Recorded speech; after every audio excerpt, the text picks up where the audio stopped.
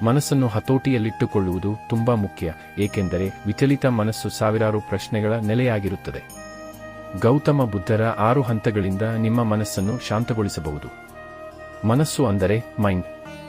ಇದು ತುಂಬಾ ಚಂಚಲವಾಗಿರುತ್ತದೆ, ಆದ್ದರಿಂದ ಮನಸ್ಸು ಅಶಾಂತವಾಗಿರುತ್ತದೆ ಮತ್ತು ಮನಸ್ಸಿನಲ್ಲಿ ಅಶಾಂತತೆ ಇರುವ ವ್ಯಕ್ತಿಯು ಸಾವಿರಾರು ಪ್ರಶ್ನೆಗಳಿಂದ ಸುತ್ತುವರೆದಿರುವನು. ಒಬ್ಬ ವ್ಯಕ್ತಿಯು ತನ್ನ ಮನಸ್ಸಿನಲ್ಲಿ ಓಡುವ ಪ್ರಶ್ನೆಗಳಿಗೆ ಉತ್ತರವನ್ನು ಪಡೆಯದ ಹೊರತು ಅವನ ಮನಸ್ಸು ಶಾಂತವಾಗಿರಲು ಸಾಧ್ಯವಿಲ್ಲ. ಆದ್ದರಿಂದ ಮುಖ್ಯ ಪ್ರಶ್ನೆಯೆಂದರೆ ಮನಸ್ಸನ್ನು ಹೇಗೆ ನಿಯಂತ್ರಿಸುವುದು ಮತ್ತು ಮನಸ್ಸನ್ನು ಹೇಗೆ ಅರ್ಥಮಾಡಿಕೊಳ್ಳುವುದು. ಈ ಕಥೆಯಲ್ಲಿ ಮನಸ್ಸನ್ನು ಅರಿಯಲು 6 ಹಂತಗಳಲ್ಲಿ ವಿವರಿಸಲಾಗಿದೆ. ಮೊದಲ 5 ಹಂತಗಳನ್ನು ತಿಳಿಯದೆ ನೀವು ಕೊನೆಯ ಹಂತವನ್ನು ಮಾಡಲು ಮತ್ತು ಮನಸ್ಸನ್ನು ಅರ್ಥಮಾಡಿಕೊಳ್ಳಲು ಸಾಧ್ಯವಿಲ್ಲ. ಒಮ್ಮೆ ಒಬ್ಬ ವ್ಯಕ್ತಿ ಗೌತಮ ಬುದ್ಧರ ಬಳಿಗೆ ಹೋಗಿ ಕೇಳುತ್ತಾನೆ, ಮನಸ್ಸನ್ನು ನಿಯಂತ್ರಿಸುವ ಮೊದಲ ಹಂತ ಯಾವುದು? ಆಗ ಬುದ್ಧರು, ನಿಮ್ಮ ಮನಸ್ಸನ್ನು ಅರ್ಥಮಾಡಿಕೊಳ್ಳುವ ಮೊದಲ ಹಂತವೆಂದರೆ ಅದು ನಿಮಗೆ ನೀಡುವ ದುರಾಸೆಯ ನಿರರ್ಥಕತೆಯನ್ನು ನೋಡುವುದು. ಏಕೆಂದರೆ ಮನಸ್ಸು ವಿಚಲಿತವಾದಾಗ ಅದು ಹಲವು ರೀತಿಯ ಪ್ರಲೋಭನೆಗಳನ್ನು ನೀಡುತ್ತದೆ. ಮನಸ್ಸು ನೀಡಿದ ಈ ಪ್ರಲೋಭನೆಗಳನ್ನು ಗುರುತಿಸಿದವನು ಮನಸ್ಸನ್ನು ಅರ್ಥಮಾಡಿಕೊಳ್ಳುತ್ತಾನೆ. ಆಗ ಆ ವ್ಯಕ್ತಿ ಬುದ್ಧರನ್ನು ಪ್ರಶ್ನಿಸುತ್ತಾನೆ, ಆದರೆ ನಮ್ಮ ಮನಸ್ಸು ನಮ್ಮನ್ನು ಪ್ರಚೋದಿಸುತ್ತಿದೆ ಮತ್ತು ದುರಾಸೆಯು ವ್ಯರ್ಥವಾಗಿದೆ ಎಂದು ನಮಗೆ ಹೇಗೆ ತಿಳಿಯುವುದು? ಇದಕ್ಕೆ ಉತ್ತರಿಸುತ್ತಾ ಬುದ್ಧರು ಹೇಳುತ್ತಾರೆ, ಅನುಭವದಿಂದ.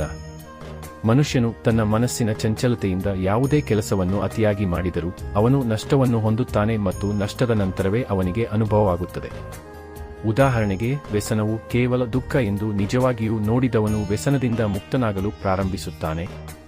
ಅಸೂಯೆಯು ಆತ್ಮನಾಶಕ್ಕೆ ಕಾರಣವಾಗುತ್ತದೆ ಎಂದು ಅರಿತುಕೊಂಡವನು ಅಸೂಯೆಯಿಂದ ಮುಕ್ತನಾಗುತ್ತಾನೆ. ಮನಸ್ಸನ್ನು ಅರ್ಥಮಾಡಿಕೊಳ್ಳಲು ಇದು ಮೊದಲನೆಯ ಹಂತ. ಆ ವ್ಯಕ್ತಿಯು ಮತ್ತೆ ಕುತೂಹಲದಿಂದ ಬುದ್ಧರನ್ನು ಕೇಳುತ್ತಾನೆ, ಒಬ್ಬ ವ್ಯಕ್ತಿಯು ಮನಸ್ಸಿನ ದುರಾಸೆಯಿಂದ ಅತೃಪ್ತನಾಗಿದ್ದಾನೆ ಎಂದು ಮೊದಲ ಹಂತದಿಂದ ತಿಳಿದಿದ್ದರೆ ಎರಡನೆಯ ಹಂತ ಯಾವುದು? ಬುದ್ಧರು ಗುರುವನ್ನು ಹುಡುಕುವುದು.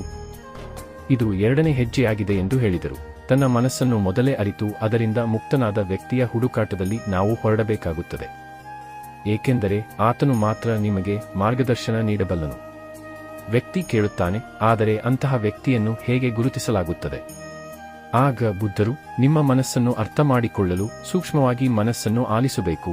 ಇದುವೇ 3ನೇ ಹಂತವಾಗಿದೆ. ಆಗ ಆ ವ್ಯಕ್ತಿ ಇದನ್ನು ನೋಡಿಯೇ ತಿಳಿಯಬಹುದಲ್ಲವೇ?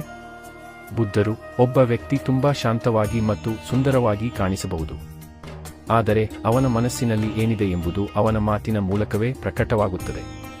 ಆದರೆ ನಿಮ್ಮ ಆತ್ಮಸಾಕ್ಷಿಯ ಪರೀಕ್ಷೆಯಲ್ಲಿ ಉತ್ತೀರ್ಣರಾಗುವವರೆಗೆ ನೀವು ಯಾರ ಮಾತನ್ನೂ ನಂಬಬಾರದು. ನಂತರ ಬುದ್ಧರು ಹೇಳುತ್ತಾರೆ, ಮನಸ್ಸನ್ನು ಅರ್ಥಮಾಡಿಕೊಳ್ಳುವ 4ನೇ ಹಂತವೇ ಕರ್ಮ. ನಿಮ್ಮನ್ನು ನೀವು ತಿಳಿದುಕೊಳ್ಳಲು ಸರಿಯಾದ ದಿಕ್ಕಿನಲ್ಲಿ ಕೆಲಸ ಮಾಡುವುದು ಮುಖ್ಯ. ಆದರೆ ಪ್ರತಿ ಬಾರಿ ಒಬ್ಬ ವ್ಯಕ್ತಿಯು ಕೆಲಸ ಮಾಡುವಾಗ 2 ತಪ್ಪುಗಳನ್ನು ಮಾಡುತ್ತಾನೆ. ಮೊದಲನೆಯ ತಪ್ಪು ಕಾರ್ಯವನ್ನು ಪ್ರಾರಂಭ ಮಾಡದೇ ಇರುವುದು ಮತ್ತು ಎರಡನೆಯ ತಪ್ಪು ಸಂಪೂರ್ಣ ಪ್ರಯಾಣವನ್ನು ಪೂರ್ಣಗೊಳಿಸದಿರುವುದು. ಈ 2 ತಪ್ಪುಗಳ ಹಿಂದೆ ನಮ್ಮ ಮನಸ್ಸಿನ ಕುತಂತ್ರವಿದೆ. ಇದರಿಂದಾಗಿ ಒಬ್ಬ ವ್ಯಕ್ತಿಯು ತನ್ನ ಕೆಲಸವನ್ನು ಪೂರ್ಣಗೊಳಿಸಲು ಸಾಧ್ಯವಾಗುವುದಿಲ್ಲ. ಏಕೆಂದರೆ ಅವನು ತುಂಬಾ ಅವಶ್ಯವಿರುವ ಕೆಲಸಗಳನ್ನು ನಾಳೆಯಿಂದ ಪ್ರಾರಂಭಿಸುತ್ತೇನೆ ಎಂದು ಭಾವಿಸುತ್ತಾನೆ ಮತ್ತು ನಾನು ವಿಫಲನಾಗುತ್ತೇನೆ ಎಂದು ಯಾರಾದರೂ ಭಾವಿಸುತ್ತಾರೋ ಎಂದು ಮಧ್ಯದಲ್ಲಿಯೇ ಆ ಕೆಲಸಗಳನ್ನು ಬಿಟ್ಟುಬಿಡುತ್ತಾನೆ. ಈ ತಪ್ಪುಗಳಿಗೆ ಮುಖ್ಯ ಕಾರಣ ಅರಿವಿನ ಕೊರತೆ. ಅರಿವು ಇಲ್ಲದಿದ್ದರೆ ಮನಸ್ಸು ವ್ಯಕ್ತಿಯನ್ನು ಸರಿಯಾದ ದಿಕ್ಕಿನಲ್ಲಿ ಸಾಗಲು ಬಿಡುವುದಿಲ್ಲ. ತದನಂತರ ಬುದ್ಧರು ಹೇಳುತ್ತಾರೆ, ಮನಸ್ಸನ್ನು ತಿಳಿದುಕೊಳ್ಳುವ ಮತ್ತು ಅರ್ಥಮಾಡಿಕೊಳ್ಳುವ 5ನೇ ಹಂತವೇ ಜಾಗರೂಕತೆ. ಅದಕ್ಕಾಗಿಯೇ ಪ್ರತಿ ಕೆಲಸವನ್ನು ಜಾಗರೂಕತೆಯಿಂದ ಮಾಡಿ. ಅರಿವಿಲ್ಲದೆ ಮಾಡಿದ ಕ್ರಿಯೆ ಅಥವಾ ಅರಿವಿಲ್ಲದೆ ಜೀವಿಸಿದ ಒಂದು ಕ್ಷಣವು ಸಾವಿಗೆ ಸಮಾನ. ನಂತರ ಆ ವ್ಯಕ್ತಿಯು ಕೇಳುತ್ತಾನೆ, ಮನುಷ್ಯ ತನ್ನ ಅರಿವಿನ ಮಟ್ಟವನ್ನು ಹೇಗೆ ಹೆಚ್ಚಿಸಬಹುದು? ಬುದ್ಧರು ಎಚ್ಚರಿಕೆಯಿಂದ ಹೇಳುತ್ತಾರೆ, ಮೊದಲ 5 ಹಂತಗಳ ನಂತರವೇ ನೀವು ಕೊನೆಯ ಹಂತವನ್ನು ಅಂದರೆ ಧ್ಯಾನ ಮಾಡಲು ಸಾಧ್ಯವಾಗುತ್ತದೆ. ಮನಸ್ಸನ್ನು ಅರ್ಥಮಾಡಿಕೊಳ್ಳಲು ಮೊದಲ ಹಂತದಲ್ಲಿ ದುರಾಸೆಯ ನಿರರ್ಥಕತೆಯನ್ನು ನೋಡುವುದಾದರೆ 2ನೇ ಹಂತದಲ್ಲಿ ಗುರುವಿನ ಹುಡುಕಾಟಕ್ಕೆ ಹೊರಡುವುದು, 3ನೇ ಹಂತದಲ್ಲಿ ಸೂಕ್ಷ್ಮವಾಗಿ ಆಲಿಸುವುದಾದರೆ, 4ನೇ ಹಂತದಲ್ಲಿ ಕರ್ಮ ಅಂದರೆ ಕೆಲಸ ಮಾಡುವುದು, 5ನೇ ಹಂತ ಅರಿವು ಮತ್ತು ಜಾಗರೂಕತೆ ಪಡೆದುಕೊಳ್ಳುವುದು.